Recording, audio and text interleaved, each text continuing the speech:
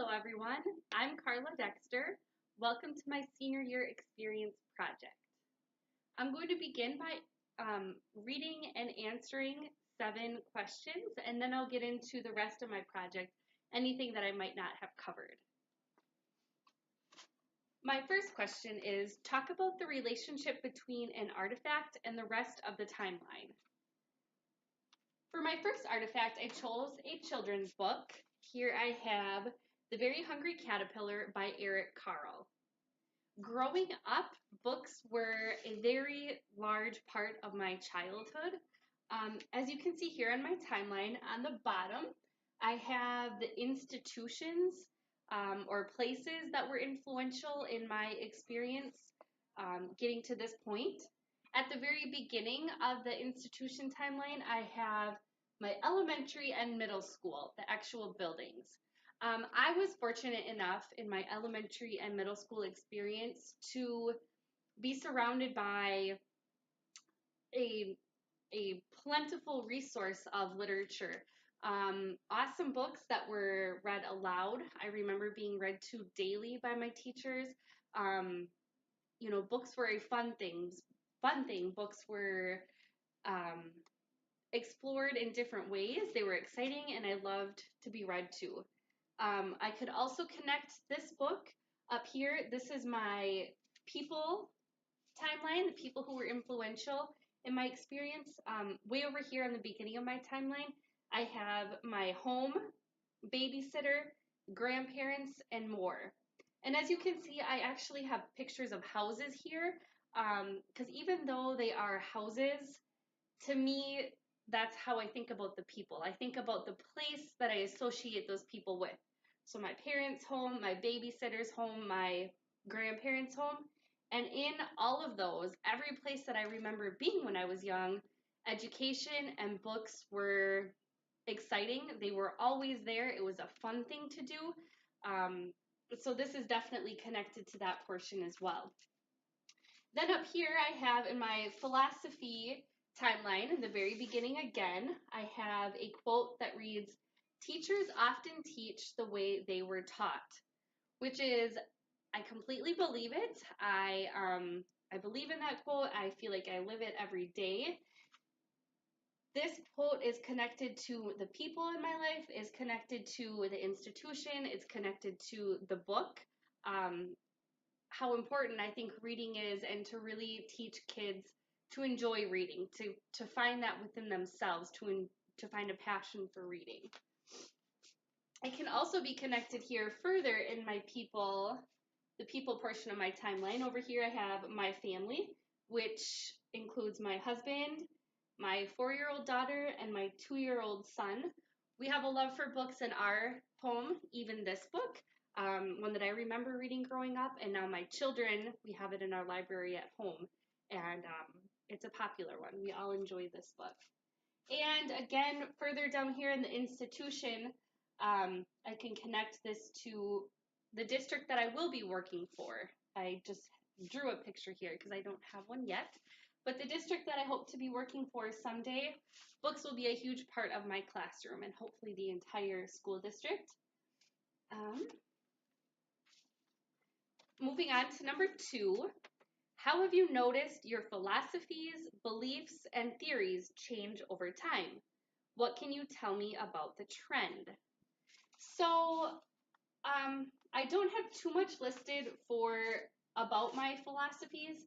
The biggest thing that I can say about this is the more time that I've spent in the classroom, whether it's observing or co-teaching and now into student teaching, it's really that every student, every child is an individual. We all know that and we learn that, but the more you're in the classroom and the more that I've got to spend time with children, they're each so different that your philosophy can't revolve around one theory or one philosopher's thinking. You really have to be flexible, and you have to be able to change your methodologies, on the on the daily between each lesson, even based on the kids who are in your classroom and their needs, their strengths, their weaknesses, their interests. So really being flexible, I would say that's how everything has changed, is just based on the experience that I've had. Number 3, describe your process of reflection in preparation for today. What was it like and what did you discover? So I began my preparation for today at home, which really helped me, reflect on how important my family was to me, how big of a role they played in this entire experience, even though my family is, newer. We're a newer family. And it really also helped me to reflect on where I came from, where it all started. But then I got a chance to work in the classroom a little bit on my lunch breaks and other breaks. I put together more things, and I really realized how much each day in the classroom affects my overall experience. It affects my thinking, my beliefs. It affects my goals for the future, which is over here, my future students, what I want my future classroom to look like. So really getting to spend time in the classroom rather than, doing it all at home, I really got to reflect on the influence that I have on children's lives as well. So that was a big part of my reflection process. And also the fact that teachers often teach the way they were taught, really reflecting on that, looking way back to how I was raised, my elementary, early day experiences in the classroom. So that was neat. Number 4, tell me about a point on your timeline where there was a conflict or incompatibility between people or institutions and beliefs or theories and philosophies. I have a couple different answers for this. I guess the first one that I'll talk about is, because I have it right on my timeline. Down here in institutions, I have CVTC. That's a technical college in Eau Claire is where I attended. And I had completed my associate's degree in dental assisting, and I was enrolled in a dental hygiene program. And while I was attending school for dental hygiene, I had a dental assisting job. And during my experience at the job, I really learned that it was not for me. I didn't like the atmosphere every day going to that position at that employer. I just realized that the healthcare field wasn't for me.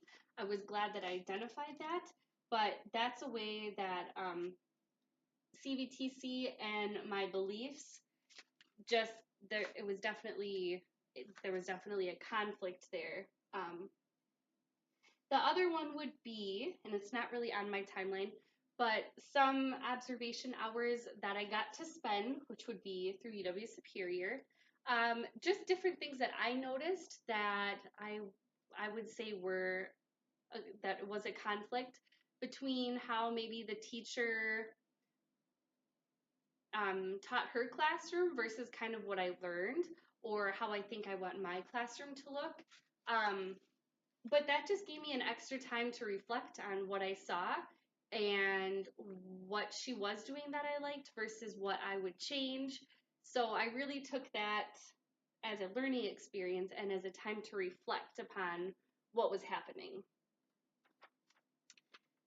Number 5, can you point to a portion of your timeline that really cemented your commitment to the teaching profession and why? A time on my timeline that really cemented my commitment to the teaching profession would probably be over here on my people timeline. This is my cooperating teacher whose classroom I'm in now. Her name is Leah, and I've enjoyed being in the first grade classroom so much. She has a very inclusive, inviting, welcoming classroom environment. It's a pleasure to be in. Every day that I come, I know that I'm making the right decision going towards education. And I hope that my classroom will feel like hers one day. Number 6, talk to me about the single most important event on your timeline. The single most important event on my timeline would probably be my family here. My husband, my daughter, and my son. They are obviously the most important thing to me above everything else. I can say that for sure. Because they have the most lines coming from them. They're connected to everything. The way that I was raised is constantly reflected in my family. The way that how hard I've worked in school, has a lot to do with because of my family. The career that I chose has a lot to do with my family. Yeah, so they're definitely the most important part of my timeline. Number 7, talk to me about one person that played a significant role in your education life. That would also be my cooperating teacher, Leah. I enjoyed all of my courses through UW Superior. I learned so much in 4 years. It's crazy to think about. But being in the classroom, you learn things that you cannot learn through a book or in a classroom, even an observation. You miss so many things. Being in the first grade classroom with Leah, though, every single day for weeks and weeks and weeks, I've seen it all. You see the meltdowns, you see the misbehavior, the good days, the hugs. It's been a great experience, and it's definitely been she's been the most influential. It's been the most influential place, the most influential time in the education portion of my timeline. So then I'll just talk a little bit about the other things that I did not hit in the questions about my timeline. Up here is my artifacts. I talked about children's books. Over here, I listed vision. I brought a pair of glasses in. Approximately 5 years ago, I joined our local Lions Club, and their big goal, their big mission is eyesight for children. I've recently become the president of our local Lions Club. I love everything about it. I love the volunteering aspect, how we get to give back to our community. And just today, actually, our Lions Club came in with some new technology, and we were able to give a quick eye exam to every student in our school. It was something awesome, and it played a big part in my life. It really got me able to talk to people more. I had to go out and ask people to join our club and to volunteer my time at different places. So vision is a big part. It's also where I thought about the importance of giving back to children, which is kind of where the teaching career came in. Another one of my artifacts is a letter from the Dean of Academic Affairs and Graduate Studies. It's just a letter congratulating me on becoming on the Dean's List, getting on the Dean's List. And I listed that kind of by my family because it's difficult having 2 children and going through school full time. It hasn't been easy, but this is just to kind of remind myself that working hard, I can still be successful with my family, in my career, in school. I can always sign up for and do extracurricular activities and be a helping hand. I just need to stay focused, have my priorities straight, and I can still succeed. My 4th artifact is this classroom book called Our Book of Animals. This was written and illustrated by my cooperating teacher and myself's class. We just got this published a couple months ago. This project I actually used for my EdTPA portion. Each of our students has a page 2 pages where they got to illustrate and write. And I was able to help each of them do research, draft their writing, edit it, and then it was published. This was an awesome experience for me. I learned so much in by completing this project, and it was a big part of my student teaching experience. The other things on my timeline that I didn't really cover would be this part of my beliefs up here in the philosophies section. It says Bloom's means that learning at the higher level is dependent on having attained prerequisite knowledge and skills at lower levels. Bloom's theory is so easy to apply in the classroom. That's why it's one of my favorite theories. It can be applied to every learning situation, I believe. I believe that every student has the ability to learn and grow. It's really important, though, to find their prerequisite knowledge. What do they know? You have to get to know those students, which is, I believe, one of my biggest assets to a classroom is getting to know them, getting to know what they already know, and their strengths and their weaknesses, and then from there we can move up. We can build their knowledge and work off that. I think that's about it. Down here on the institutions, I had my high school listed, which is of course connected to the quote about teachers teaching the way that they were taught. That'll always play a big part in my life.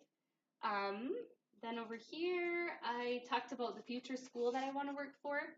Here I have a heart drawn, and in there I put my future students' families, my future students, colleagues, administration, and community, because my timeline obviously doesn't end right here with my cooperating teacher, UW Superior, and my family.